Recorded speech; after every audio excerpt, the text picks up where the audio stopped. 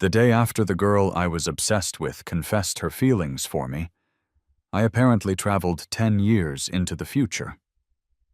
The moment I opened my eyes, a small child with enormous eyes was shyly calling me Dad.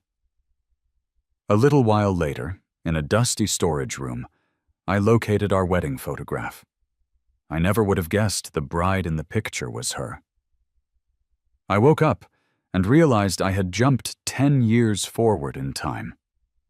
I was lying in a bed I didn't recognize, in a room that was completely unfamiliar.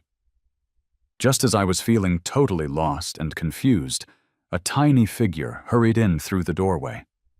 I immediately closed my eyes again, pretending I was still asleep.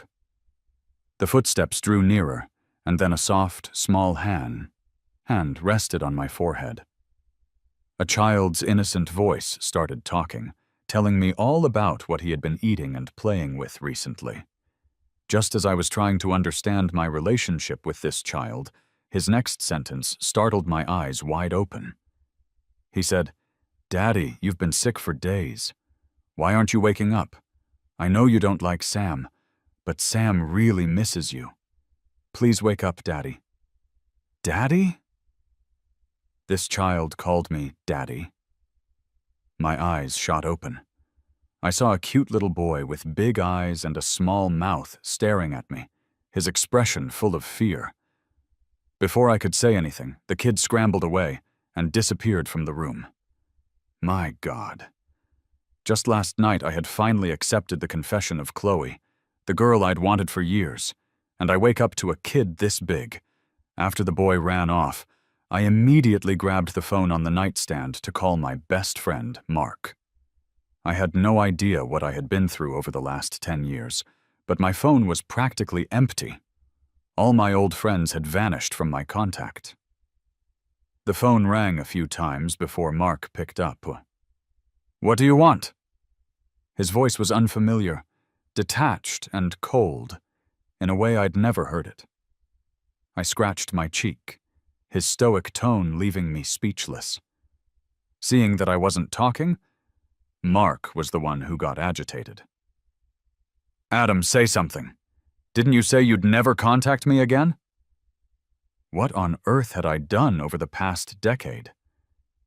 I thought for a moment and said, "Mark, I know you're the quiet, serious type, but please stop for a second. I just want to ask you, who is my wife?" That was the only thing I cared about right now. Mark was silent for a moment. "Adam, did you forget to take your medication today?" The Mark from 10 years in the future had apparently learned to be passive-aggressive. "I'm being completely serious." "Did you forget your meds?" "Whatever, just wait at home. I'm in line for a COVID test. I'll come find you when I'm done." Mark sounded quite serious. Maybe I hadn't time-traveled. Maybe I was just sick. And what exactly was a COVID test? And why was there a line for one? Just as I hung up, a woman who looked like a housekeeper knocked on the door, carefully asking if I was feeling any better and if I wanted something to eat. It seemed my wife, whoever she was quite wealthy. I nodded, and soon a large spread of exquisite dishes was laid out in front of me.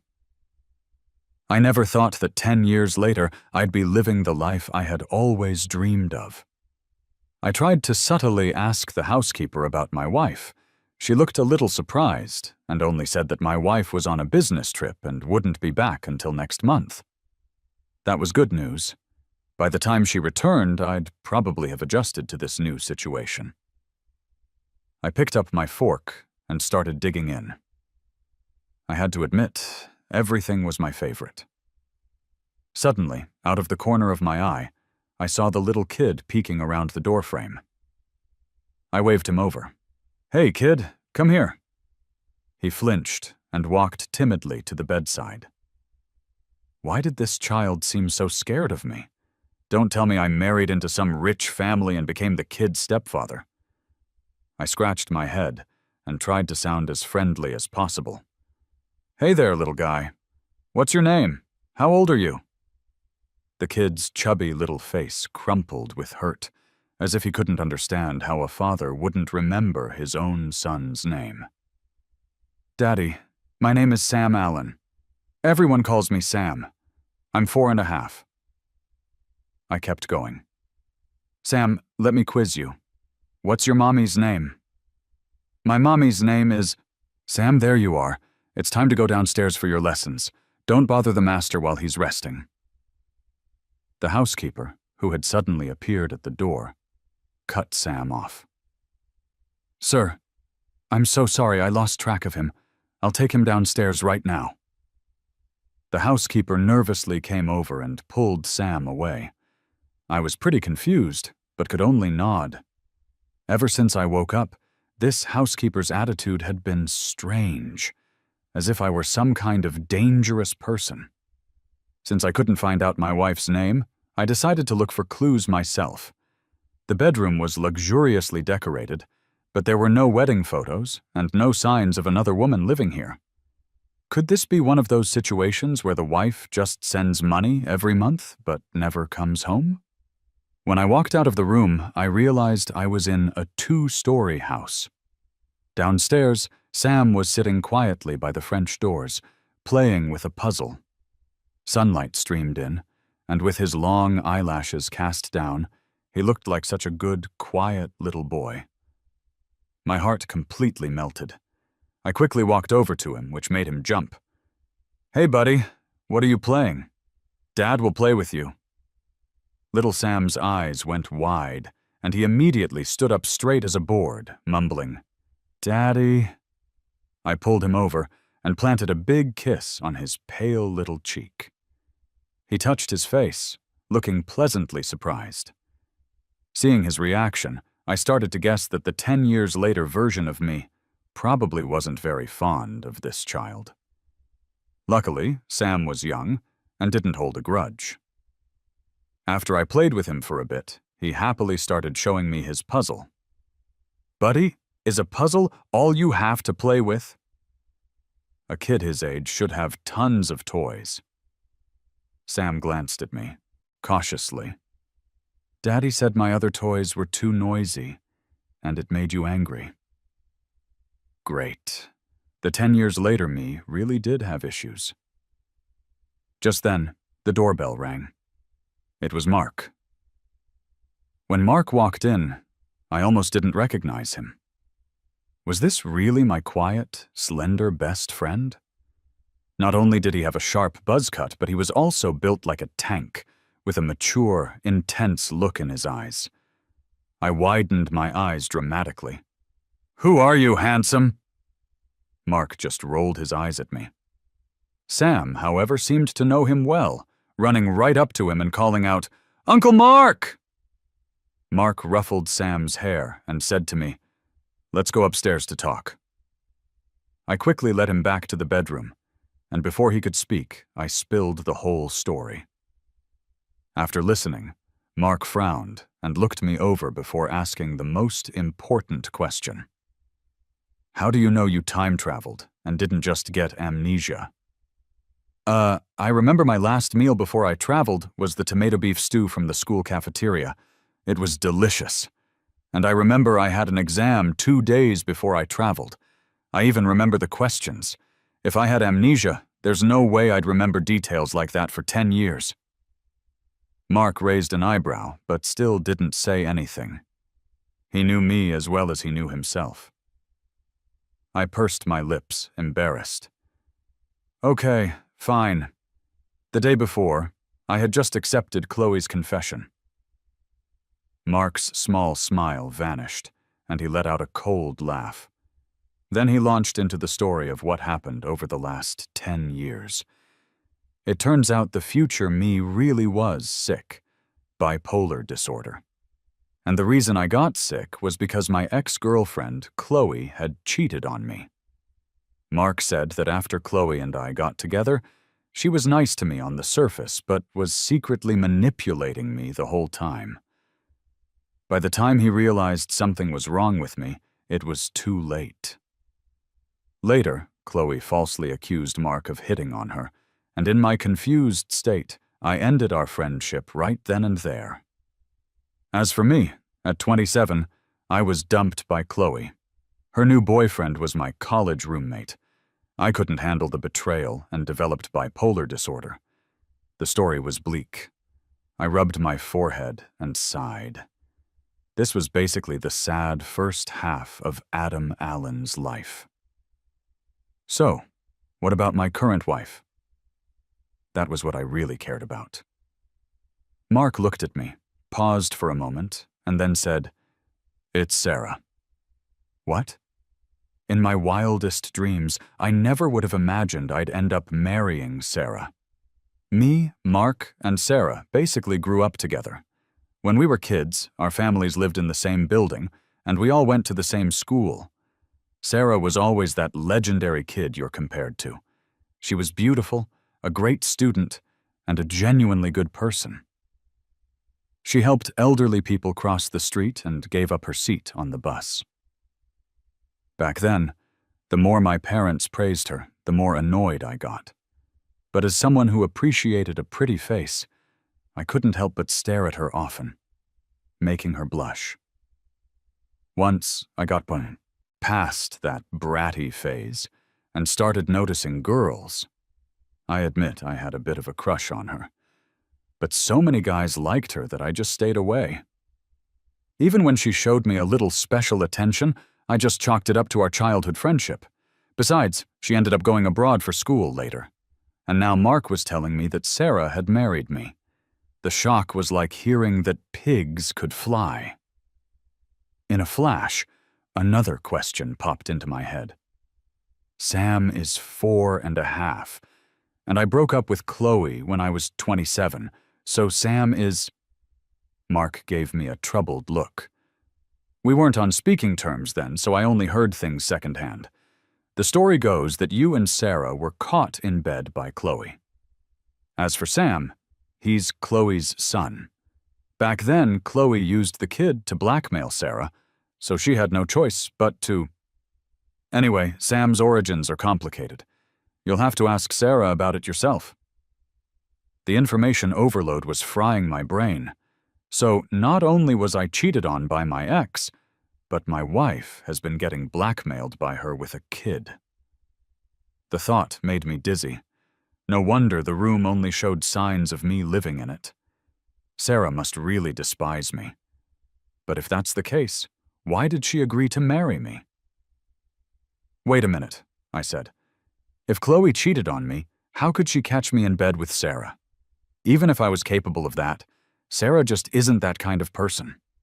Mark said, I don't know the specifics. It seems like Chloe tried to break up with you first, but you refused. Then she caught you with Sarah and used it as an opportunity to flip the script. This plot was too insane. I touched my face and said, I feel handsome in a completely brain-dead kind of way. Mark patted my shoulder. Face it, after she manipulated you, you basically became an idiot. But Adam, seriously, whether you have amnesia or you time-traveled, I only have one thing to say. Be good to Sam. I can't get involved in your stuff with Sarah, but that kid is just so pitiful. Sarah's busy with work and gone for half the year. And you used to hate Sam. You never paid any attention to him at all. I clenched my fists. My poor sweet Sam, for the foreseeable future, please get ready to feel your father's burning love. I had just finished making my fatherly love-to-do list. 2 days later, little Sam went off to kindergarten. It turned out it was summer break before. Normally, a private kindergarten like Sam's stays open, but most of the kids come from wealthy families, and many parents want time off to take their children on trips. Thinking of Sam playing all alone with his puzzle downstairs that day, my heart soured. I decided I had to take Sam out to play in a couple of days. That evening at dinner, Sam sat in his chair swinging his little legs, telling me about his day at kindergarten. After a few days together, he wasn't so scared of me anymore. At bedtime, for the first time, Sam asked if he could sleep with me. He wore dinosaur print pajamas and lay obediently beside me. "Daddy, tell me a story." I took the book and started making something up. "A long, long time ago, there was a prince." After the story, Sam smiled and said, "When I grow up, I'm going to protect Daddy." Right. Since I time traveled here, I've never heard Sam mention Sarah on his own. Could it be that Sarah isn't good to him? So I cautiously asked, "You don't like Mommy?" Sam shook his head frantically. "I like Mommy, it's just—" He looked at me with a careful expression. The message was clear. I was the one who didn't like Sarah. That just didn't seem possible. One day, after the housekeeper took Sam to school, I started cleaning out some old stuff. Unexpectedly, in the corner of a storage room, I found a wedding photo. In the picture, my face was completely blank, like a soulless puppet. Beside me, Sarah was smiling, but there was a hint of sadness in her eyes. It was an ugly picture. I went to turn the photo face down, but I heard a clatter. A small box that had been tucked behind the photo fell to the floor. Curious, I opened it. Inside was Sam's birth certificate, and also a note I had passed to Sarah in class once, along with a love letter. It was from 16-year-old Sarah to 16-year-old Adam. In that instant, I couldn't quite place the feeling in my heart. It was a strange, heavy feeling, a mix of regret and a deep, unfamiliar sadness. This love letter was 16 years late. I stared at it for a long time, then put it back where I found it, pretending nothing had happened. At the kindergarten entrance, teachers were leading out groups of little kids. Children seem to have a superpower that lets them spot their parents in a crowd instantly. When Sam saw me, his eyes lit up, and he waddled over to me like a little duck. He looked up, his face flushed. "Thank you for picking me up, Daddy." My heart instantly turned to mush. "From now on, Daddy will pick you up from school every day, okay? Can you drop me off in the morning, too?" I shook my head firmly. "Sorry, buddy. Daddy can't wake up that early." Just then, a little girl ran over and looked at me. "Mister, are you Sam's dad?" I nodded. The little girl sized me up and complimented. "Mister, you're really handsome. But why did you never pick Sam up before? The kids in class all say you don't like him." Before I could answer, Sam clutched my pant leg and said, a little angry, "Don't say that! Daddy likes me!" The little girl looked at me, then at Sam, completely bewildered. I quickly calmed them both down. After we got home, I saw Sam was a little down, so I bought him a bunch of my favorite snacks and promised to get him a huge gift for his birthday. Sam looked at me with anticipation. "Yay! Mommy said she's coming back too." I just saw the love letter today, and I haven't even figured out how to face Sarah yet, and she's already coming back. That night, following my to-do list, I decided to help Sam with his bath. He refused, no matter what. He blinked, his big eyes, and said seriously, "I have a willy, and Daddy has one, but Mommy doesn't. Besides, I'm almost a big 5-year-old. I can wash myself." I squeezed his chubby little hand. "Really? It's gonna sting if shampoo gets in your eyes. And you're still just a 4.5-year-old. Little Sam hesitated for a moment, then chose to accept his dear old dad's help, though his face was red the entire time. Soon, it was Sam's birthday. He was more excited than ever. Unfortunately, the weather didn't cooperate. Just after noon, it started pouring rain. Sarah's flight was in the afternoon. Who knew if she'd make it back on time?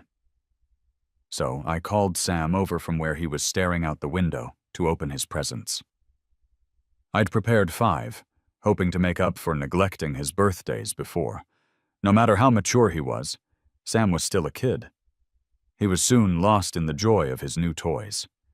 Sarah walked in while Sam and I were zipping around in his electric toy car, laughing our heads off. "Daddy, it's my turn. You said you'd only play for a little while." "Hang on, buddy. Dad just needs one more minute." Hearing the door open, we both instinctively looked over. Outside, the rain was coming down in sheets. Sarah appeared out of the storm, her coat soaked through. Sam yelled, "Mommy!" and ran to her excitedly, but she looked past him, up at me. Our eyes met across the room, and my heart started pounding. Even if I hadn't time-traveled, it had been almost 2 years since I'd last seen Sarah. I had to admit, with her glasses on, she was ticking all my boxes. A beautiful woman, glasses, a soaked dress suit. It was everything. I snapped out of it and stammered a greeting. Sarah took off her wet coat and walked right up to me, giving me a hug. My body went stiff, but I managed to wrap my arms around her.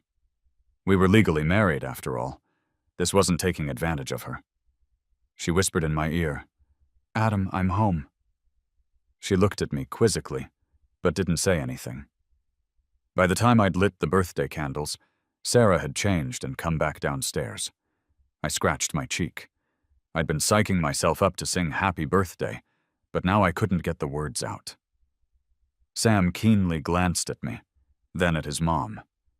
Then he made a loud wish. "I wish I could sleep with Mommy and Daddy tonight." I pursed my lips. "Good job, Sam. You're the best."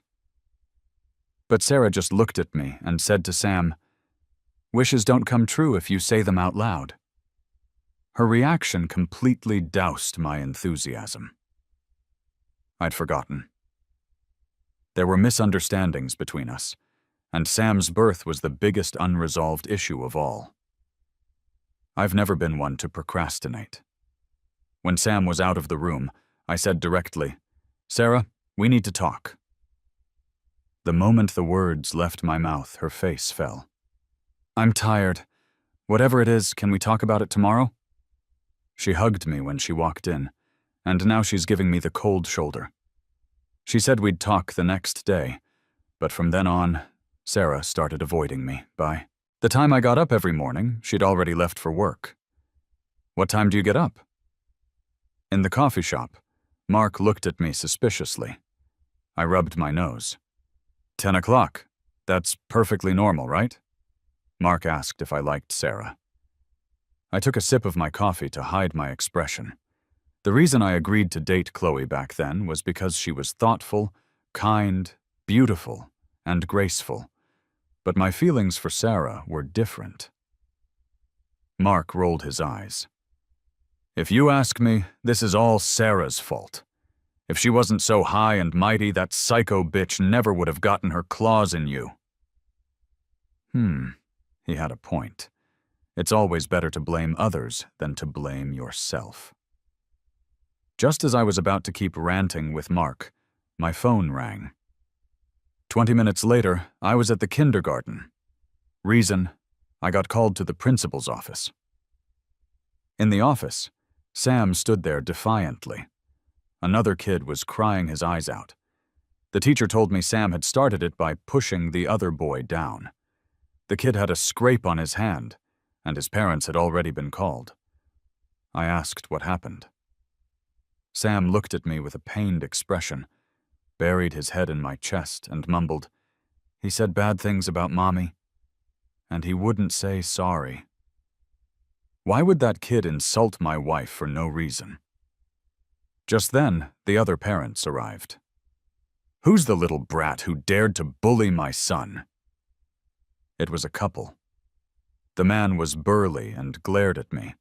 The woman was immediately furious, scooping up her son and launching into a tirade. "So you're Sam's father? Let me tell you, this isn't over. Who do you think you are, letting your kid bully my son?" I raised an eyebrow. "Sam was wrong to push him, but your son was the one who started with the insults." The other kid, now that he had backup, stopped crying. His eyes darted around, and he blurted out, "I didn't say anything bad. Sam's mom is pretty, but she's a homewrecker and a tramp." A little kid wouldn't know words like that. He must have picked them up from the adults. "Hey, little guy, did you know that when kids who say bad words go to sleep, the big bad wolf comes and bites their tongues off?" The kid snapped his mouth shut. The woman's face soured. "He's just a child. Why are you trying to scare him? My husband is the general manager of a big company. So what if our kid insults you a little?" She shot me a disdainful look. "Besides, the kid wasn't wrong. We never see her around. Who knows what kind of job she has?" I mimicked her, looking her up and down. Ugly person, ugly words. I was wondering where a kid would hear such filth. Turns out there's a dog barking at home all day. "Who are you calling a dog?" Before I could react, she lunged forward to grab Sam from my arms.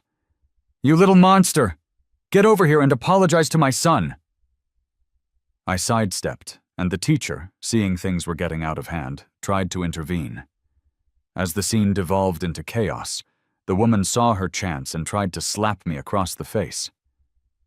Suddenly, an arm shot out and grabbed the woman's wrist tightly. "Are you here to solve a problem, or to start a fight?" It was Sarah, frowning, her expression grim. The man who had been so aggressive a moment ago went wide-eyed. "Ms. Allen?" he stammered. He quickly pulled his wife back and started apologizing profusely. Sarah said, "What a coincidence, Mr. Henderson." Turns out this so-called big company manager was a supplier. Sarah's company was currently in talks with. He had a reputation for being sleazy, and his wife was constantly screaming and cursing at home, which was a terrible influence on their kid. Sarah raised a hand, cutting him off. "Mr. Henderson, that wasn't your attitude a moment ago. It seemed less like you were here to solve a problem and more like you came for the show. If I hadn't shown up, that slap would have landed on my husband's face. I hear Sam pushed your son. Fine, we'll take him to the hospital for a checkup, and we'll pay for any medical bills. But before that, don't you think you and your family owe my husband and my son an apology?" The two of them immediately started bowing and scraping. I didn't like them acting like that in front of the kids, so I took Sam and left. When we got home, I thought it was the perfect time to talk with Sarah. She immediately said, "I have to get back to the office." "Not so fast." At my command, Sam launched himself forward and hugged his mom's leg. Sarah frowned.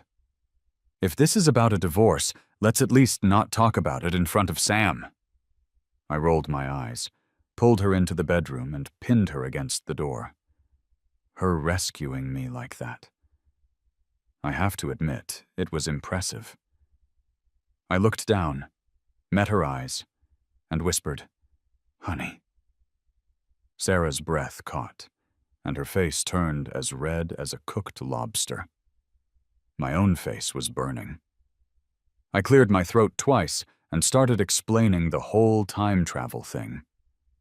After a while, she said, "It's a little hard to believe, but it's a rational explanation. I noticed something was different on Sam's birthday. I thought your attitude had softened because—" Sarah's voice trailed off. "Because you thought I wanted a divorce?" "Yeah. Looks like I was pretty awful to you before." "So what really happened with that caught-in-bed story?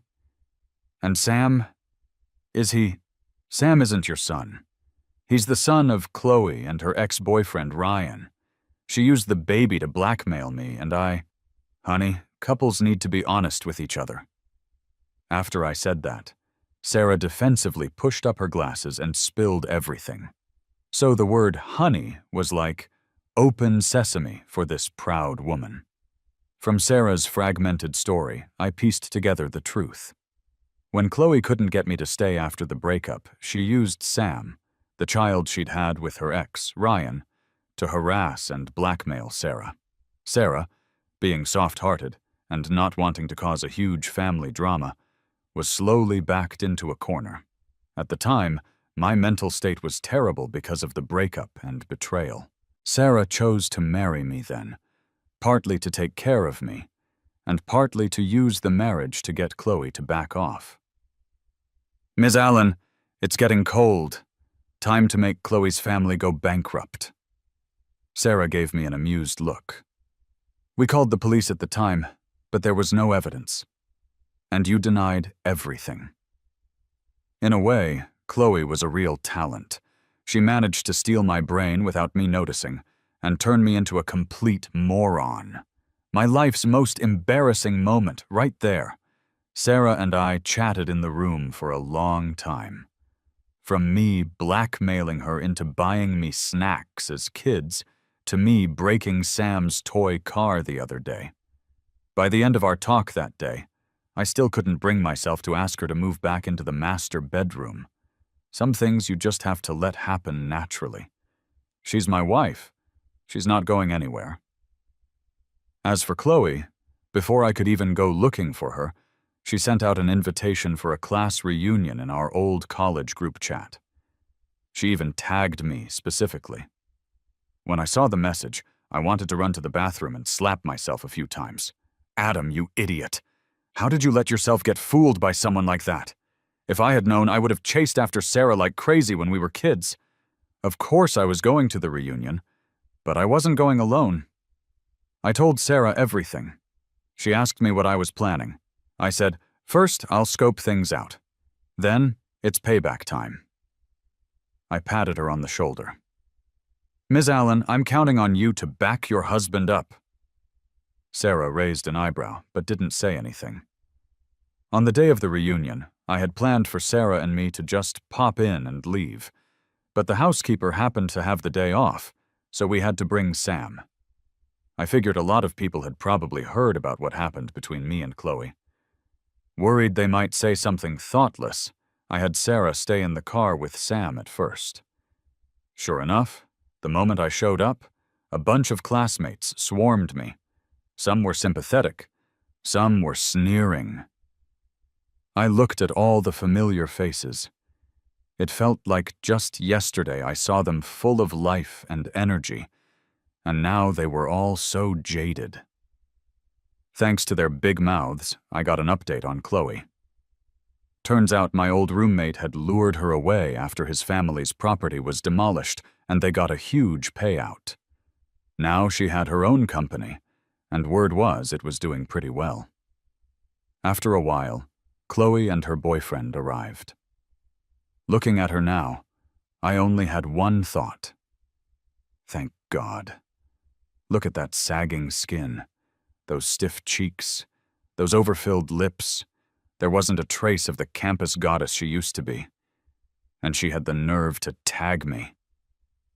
"Adam, it's been 5 years and you're still as handsome as ever." Chloe came over, putting on an act. I gave her a fake smile and said nothing, then escaped to the bathroom to call Sarah and tell her to come get me. I had zero interest in any kind of one-upmanship or drama. On the other end of the line, Sarah let out a low laugh and said she'd be right up. I had just walked out of the bathroom when a figure leaning against the wall startled me. The figure spoke. "Adam, have you been okay all these years?" It was Chloe. When I didn't answer, she even tried to grab my hand. I felt like jumping 10 feet in the air. "Stay back. I'm allergic to plastic surgery." Chloe's face twisted for a second before she recovered. "Adam, are you still mad at me? I had no choice back then."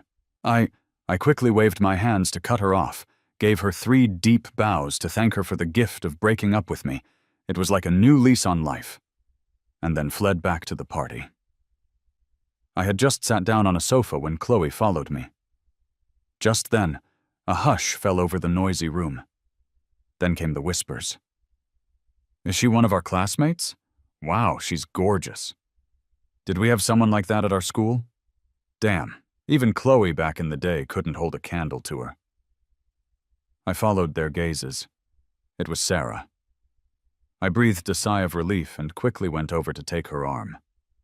"Everyone, this is my wife." Since Sam was still waiting in the car, Sarah and I didn't stay long. Seeing Chloe and Sarah standing next to each other, looking like they were from two different generations, was something else. I sighed. Turns out there are no lingering regrets in this world. On our way downstairs, Sarah playfully asked if I had canceled my big "put them in their place" scene. I pretended to be a little drunk, leaned my head lightly on her shoulder, and whispered, "I already won." The summer night breeze was gentle. I suggested we leave the car there and take a walk as a family. I looked at Sarah beside me and whispered something in her ear. Her eyes lit up as she turned to me, her expression exactly like Sam's. I smiled, took her arm, and pointed to a public electric scooter up ahead. "Honey, my legs are tired. Let's take that home." Her gentle, expression instantly became complicated. She glanced at my nice dress pants and asked, "Are you sure?" I blinked. Sam had never been on an electric scooter before, and the wind was filled with his happy laughter. We didn't even make it a mile before we were stopped by a traffic cop. We got a $20 fine for having a passenger on the scooter. Sigh. We ended up taking a taxi home after all. A long time later, I saw Chloe again. I was out on the street with Sam, getting some snacks. The fragrant smell of fried, stinky tofu from a corner cart drew me in. I scanned the payment code and realized the person selling the tofu was Chloe.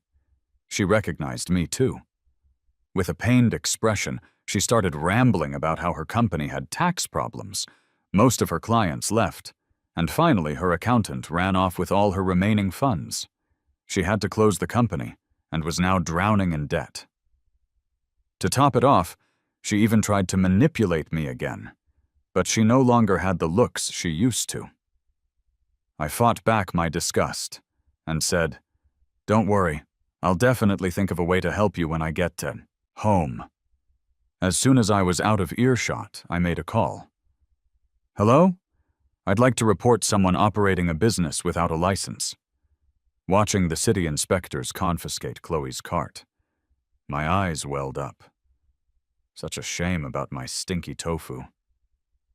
"You're feeding Sam junk food again?" Just as Sam and I were hiding in the crowd watching the show, we were caught by Sarah, who had just arrived. I grinned sheepishly. "We didn't eat. We were just watching the excitement." Sam chimed in to back me up. Yeah, me and Mommy didn't eat any fried skewers, or grilled cold noodles, or octopus balls." That's Sam, smart from a young age. Sarah gave us a helpless look. "Next time you want to eat something, just tell me. The food out here isn't clean." I nodded while simultaneously rattling off my order. As the city lights began to glow, the three of us slowly walked home together. Epilogue. 1 second, I was curled up in Sarah's arms, talking about having a second baby. The next, I opened my eyes, and I was back in my dorm room. Still groggy, I answered a morning call. "Adam, get up, your baby is waiting downstairs for you and she's hungry." I jolted upright in bed. Who was that? Oh, right. Chloe. Just thinking about what she looked like 10 years later made me lose my appetite for 3 days. So I rushed downstairs and in front of everyone, dumped her. Then I called Sarah. The phone rang for a long time before she picked up. She mumbled a raspy hello and then went silent. Remembering that I had just made my relationship with Chloe official last night, I cleared my throat. "Sarah, so close, yet a world away. What did you mean by that social media post this morning?" Sarah's breath hitched. She didn't say anything. So proud, that one. "I'm giving you one chance. Don't ask any questions. Just answer me. Do you want to be in a relationship with me? with the goal of getting married? Adam, I like you. I always have. So why did the love letter never get to me? You know about that? I knew about it 10 years later, because that day I overheard you in the classroom telling someone that you would never, ever like Sarah. The one time in my life I tried to be cool, and it cost me this much. Sarah, I actually time-traveled from 10 years in the future. You might not believe this, but in 10 years, we're married. That's right, and we have a kid. That bombshell was enough to make Sarah fly back from overseas overnight. Not only did she formally confess her feelings to me all over again, but she also rushed over to my parents' house for dinner. And so, a year after graduation, Sarah and I got married, and we took beautiful wedding photos. Mark was my best man and wouldn't stop complimenting me. After we got married, Sarah and I both focused on our careers and weren't in a hurry to have kids. Until I turned 27. Is today the day? I whispered in Sarah's ear. I wrapped my arms around her neck. She answered sleepily. Sam's birthday is today. Froze, my mind suddenly crystal clear. Sarah looked at me, a blush spreading across her face. You silly goose! There are 12 months in a year! I tried to understand what she meant with my completely melted brain. She stroked my head and smiled. Pregnancy takes 10 months, so if fate is destined, the seed for our little Sam was probably planted 2 months ago. 12 months later, Sarah successfully gave birth to an adorable baby boy. We named him Sam Allen. Across the river of time, through a miracle that science can't explain, again and again I found you.